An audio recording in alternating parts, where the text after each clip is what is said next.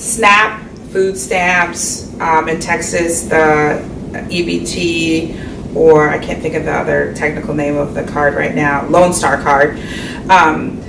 Specifically in conservative areas, the perception is that families participating in the SNAP program are sitting at home getting fat and happy off of the food assistance they provided. And so the calculation burns down to $4 a day for meal assistance. So the program is designed as supplementing the household. And so when we do the SNAP challenges, when we work with our board members or the executive team or directors or managers, they understand that there's really no proper way to make money or cheat the system when you're on the SNAP program. It's food assistance, right? So food banks are supplementing 90% of the households that are participating in SNAP. They're getting a supplement from a food bank or a nonprofit agency.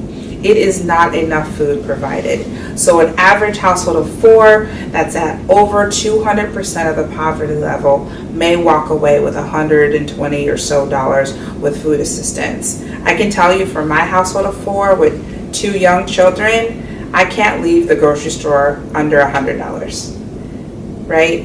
And so those are the choices that I'm making to serve my children nutritious foods.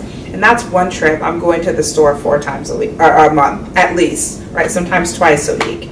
And so I think a terrible misperception is that we're enabling people by providing them assistance.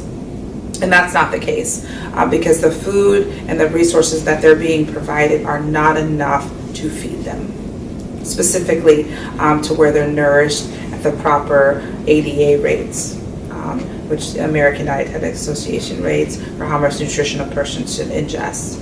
And so that's one thing. We have SNAP staff that go out and educate people, that help them apply. You would not be surprised on how many people are denied for benefits for a host of reasons.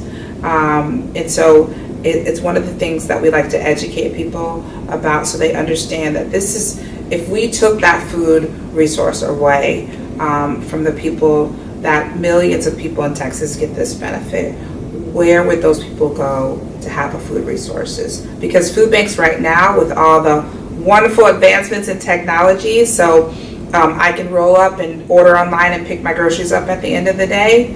If you look at new grocery stores, they are smaller.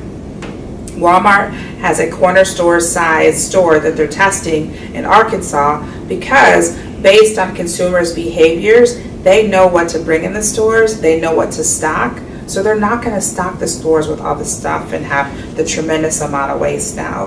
And so technological advances will really affect our community as years go on, because who's delivering a Blue Apron box in the middle of Sunnyside or Cashmere Gardens? It's not happening, right? So what happens to those food resources if SNAP benefits are taken away? They have to rely on nonprofit agencies and churches, and there's just not enough money donated into those organizations to feed those people. And so we are advocates of SNAP.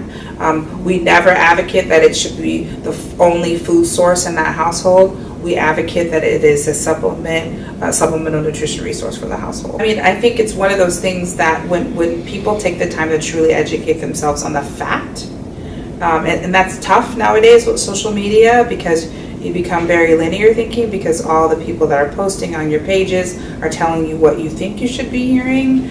But when you really look into it and go, I tell people all the time, go in a WIC clinic, go in a SNAP office.